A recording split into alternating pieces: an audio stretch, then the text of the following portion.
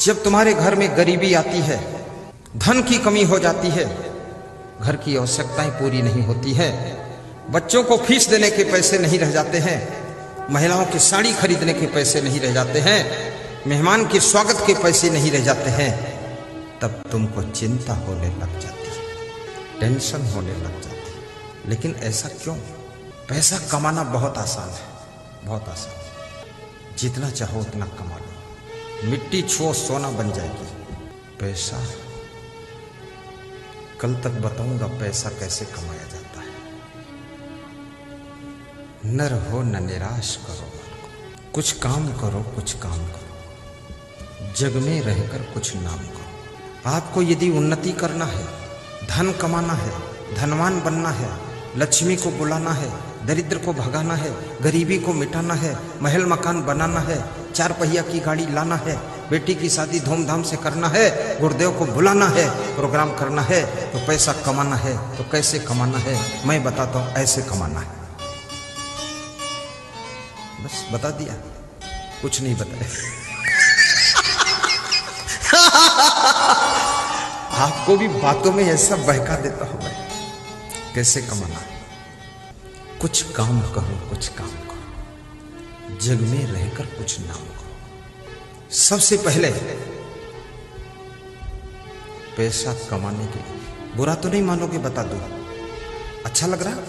चलो सीधे बैठ जाओ, फिर संभल के बैठो, टेढ़े बैठोगे पैसा साइड में निकल जाएगा।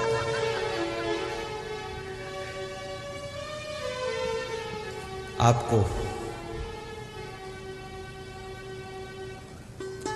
अपने भीतर, महिलाएं भी सुन ले, ढीली ढाली मत रहे, अपने भीतर, बाहर कुछ नहीं, अपने भीतर महत्वाकांक्षा पैदा करना पड़ेगा।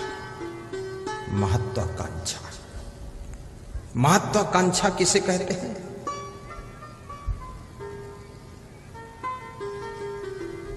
बहुत कुछ प्राप्त करने की इच्छा पैदा करना पड़ेगा, अर्थात अपने भीतर इच्छा शक्ति को जागृत करना पड़ेगा। जैसे इस कांझा बनिया पट्टी के भक्तों ने मन में महत्वाकांक्षा पैदा कर दी कि मुझे राष्ट्रीय संत का प्रोग्राम करना है, प्रोग्राम करना है, करना है तो करना है। तो इनके अंदर तुरंत प्रश्न खड़ा हो गया कि लाखों रुपया कहां से आएगा।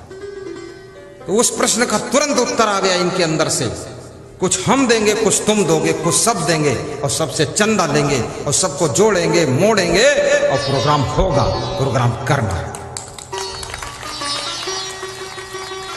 ये प्रोग्राम कराने की महत्वाकांक्षा से पैसा इकट्ठा हुआ। इकट्ठा हुआ कि नहीं इकट्ठा हुआ?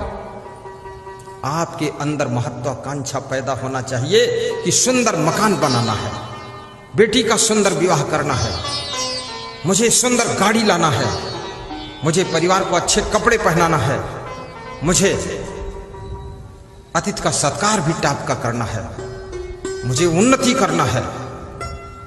तब तुम्हारे अंदर से तुरंत उत्तर आएगा कि फिर इसके लिए एक करना पड़ेगा। क्या करना पड़ेगा? उत्तर अंदर से आएगा, तर्क उठेगा तुम्हारे अंदर कि ये सब पाना है, तो पाने के लिए क्या करना है? तो उत्तर आ जाएगा कि बिजनेस करो, खेती करो, बाड़ी करो, पढ़ाई करो, नौकरी करो, सर्विस मिलेगी, पैसा आएगा, तो सब हो जाएगा। आपके अंदर तमन्ना होनी चाहिए, महत्वाकांक्षा होनी चाहिए, बहुत कुछ पाने के लिए आपके अंदर आग पैदा हो जानी चाहिए, तो तुम उन्नति शुरू कर दोगे, तुम धनवान बन जाओगे। और याद रखना, जिस दिन तुम्हारे अंदर महत्वाकांक्षा पैदा हो जाएगी, उस दिन पहचान तुम्हारी बदल जाएगी। क्या? तुम कहीं पर टाइम पास नहीं करोगे, सड़क किनारे खड़े होकर गप्पा नहीं मारोगे, एक एक मिनट का तुम सदुपयोग करना शुरू करोगे। फिर बहुत देर तक तुम शीशा भी नहीं देखोगे। कितनी महिलाएं 3-3 घंटे शीशा देखती हैं। जब शीशा रोने लग जाता है कि अब छोड़ दे देवी मुझको, तब छोड़ती। 3-3 घंटे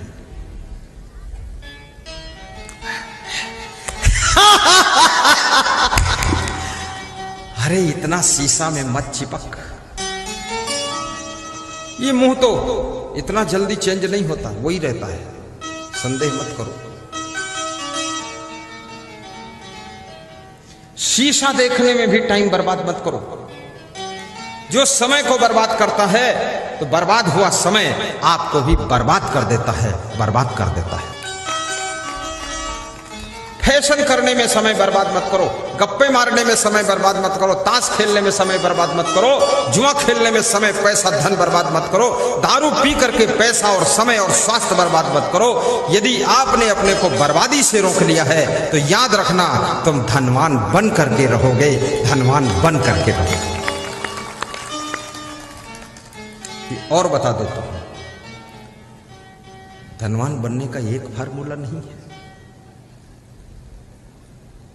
जो लोग क्रोध बहुत करते हैं, क्रोध, छोटी सी चीज प्राप्त हो गई बहुत भूल जाते हैं, वे गरीब हो जाते हैं। इसलिए क्रोध ना किया करो, सहन शक्ति रखा करो, गुस्सा मत हुआ करो, थोड़ा हंसा करो। भगवान कृष्ण हंसते थे।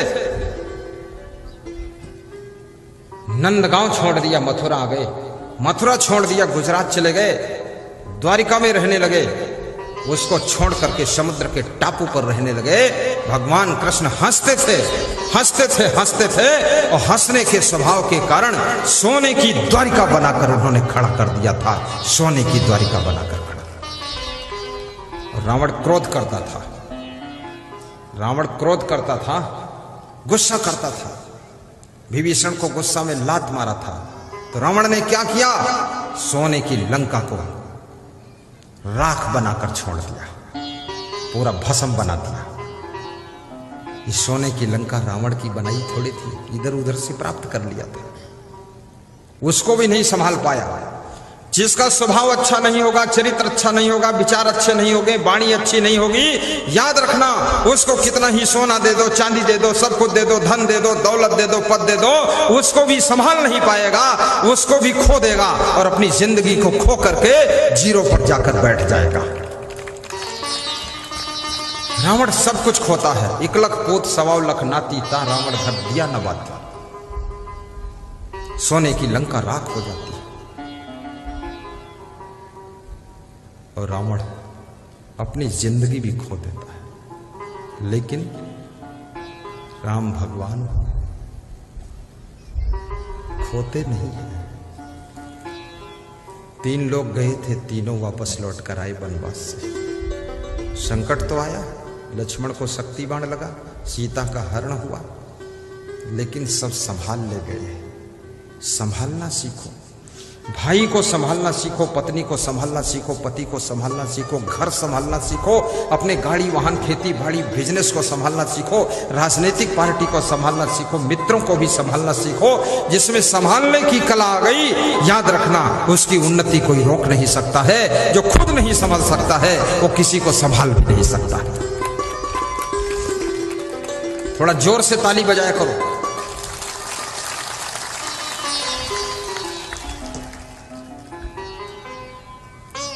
आलस्य करोगे धनहीन हो जाओगे, कभी आलस्य मत करना।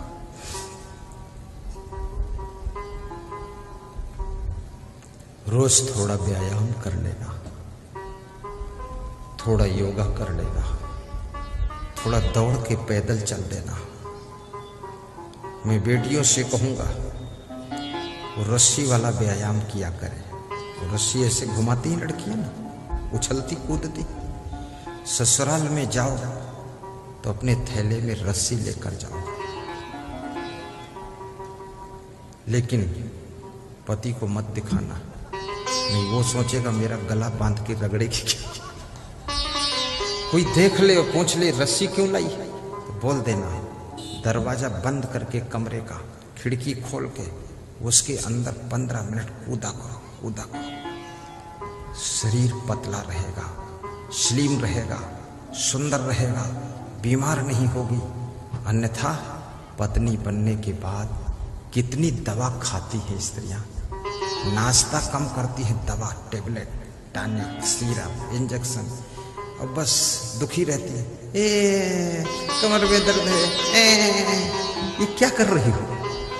अरे जवानी अवस्था है, तेजो तर्रार रहना चाहिए। बीमारी को आने मत दो, बीमार होने मत दो शरीर को, और हंसा भी करो। छोटी छोटी बात में रोने के लिए मत बैठो। सासू ने कुछ कह दिया, बस उस दिन खाना नहीं खाया, सिर लटका के बैठी है।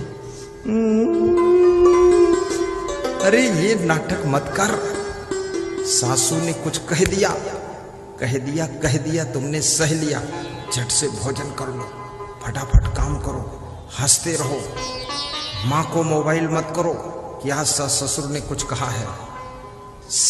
ससुराल की शिकायत को मायके में पहुंचाने वाली बहू कभी सुखी नहीं हो सकती है, और मायके की बराबरी ससुराल में करने वाली बहू सुखी नहीं हो सकती है।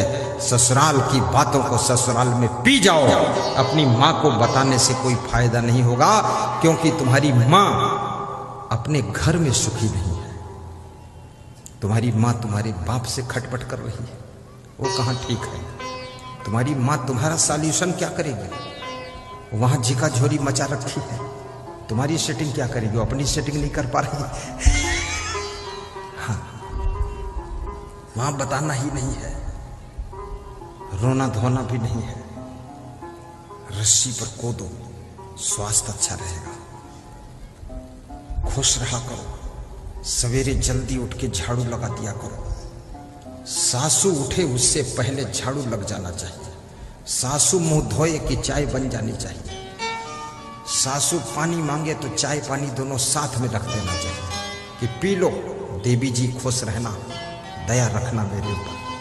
बस इतना काम कर लिया कि सासू के पास जितना सोना चांदी रखा है ना, वो सब आपको दे दे। बस ले लो, पूरा पूरा खींचो। सासू से क्या करेगी वो? बुढ़ापे में क्या जरूरत उसको है? ले लेना चाहिए, खुश कर देना चाहिए। और सासू के कभी कभी पैर भी दबा दिया करो। कल 2 भक्त मेरे पैर